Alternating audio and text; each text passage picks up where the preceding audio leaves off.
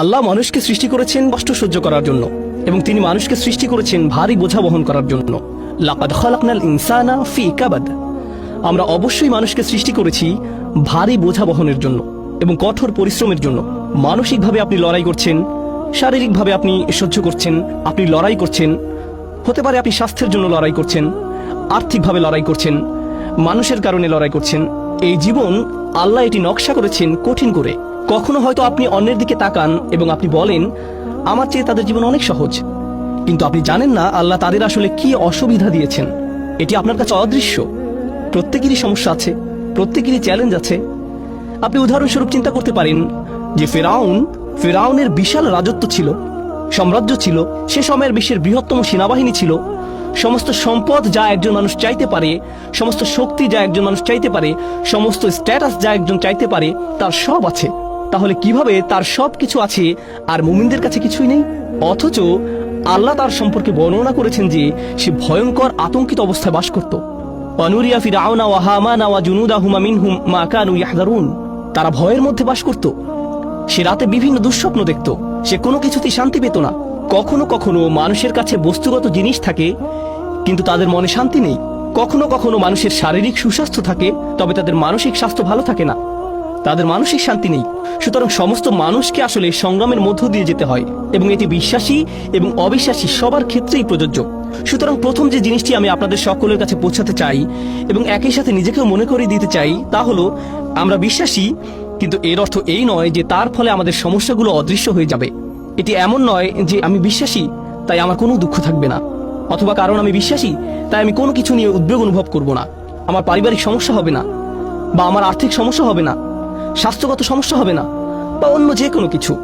বিশ্বাস করুন, আল্লাহর উপর আমাদের বিশ্বাস, আল্লাহর সাথে আমাদের সম্পর্ক, তা আমাদের সমস্যা সমাধানের জন্য না। আমাদের জীবনে যেসব মানুষ আমাদের সমস্যায় ফেলেছে তা থেকে মুক্তি দেওয়ার জন্য এটি নয়। এটি আমাদের বিশ্বাসের উদ্দেশ্য নয়। যদি আসলে তাই হতো, তাহলে নবীগণ আলাইহিসসালাতু ওয়াসসালাম, আল্লাহর সাথে যাদের সর্বাধিক ঘনিষ্ঠতা ছিল, তাদের জীবন সবচেয়ে সহজ হতো। তারা ভাবতেই পারত যে তারা দোয়া করবে আর তাদের সমস্ত সমস্যা অদৃশ্য হয়ে যাবে। কিন্তু যদি আপনি নবীদের জীবন অধ্যয়ন করেন, তারা আল্লাহর নিকটতম মানুষ আলাইহিসসালাতু ওয়াসসালাম, কিন্তু তাদের জীবন সবচেয়ে কঠিন। আবারও বলছি, তাদের জীবন সবচেয়ে কঠিন, এবং কখনো কখনো তাদের কাছে সবচেয়ে কঠিন সময় আসে, এমনকি দূরের শত্রুদের কাছ থেকে নয়, এটি তাদের নিজেদের পরিবার থেকে আসে। অন্য কথা, এটি তাদের কাছে আসে তাদের থেকে তারা পালাতে পারবে না। তারা প্রতিদিন তাদের সাথে আছে, তারা তাদের সাথে তাদের পুরো জীবন কাটাচ্ছে, কিন্তু তারা এই সমস্যাগুলি থেকে দূরে যেতে পারছে না। সুতরাং মানুষকে আসলে তৈরি করা হয়েছে এবং এমন একটি পরিস্থিতিতে পাঠানো হয়েছে যে তাদের প্রতিনিয়ত লড়াই করতে হবে, তাদের মোকাবেলা করতে হবে খুব কঠিন পরিস্থিতি, খুব কঠিন সময়। এমনকি মানুষ তাদেরকে এটি মোকাবেলা করতে হবে জীবনের অংশ হিসেবে, এবং এর সাথে ঈমান থাকা বা না থাকার কোনো সম্পর্ক নেই। এমন নয় যে আপনার যদি আরো ঈমান থাকে তাহলে আপনার এই সমস্যাগুলো হবে না। আসলে মানুষ মনে করে অনেক বেশি ঈমান থাকলে জীবনে আর কোনো সমস্যা থাকবে না। আল্লাহ আমাদের সৃষ্টি করেছেন এবং আমাদেরকে একটি ঝড়ের মধ্যে রেখে দিয়েছেন।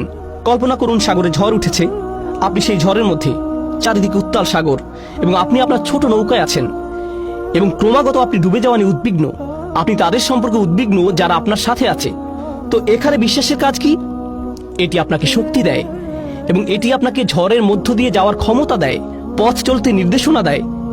এর অর্থ এই নয় যে আপনি ভিজে যাবেন না, এর অর্থ এই নয় যে কখনো কখনো নৌকা প্রায় ডুবে যাবে না, তবে আপনার এখন এর মধ্যে দিয়ে যাওয়ার ক্ষমতা রয়েছে এবং ঝড় থেকে বাঁচার ক্ষমতা রয়েছে।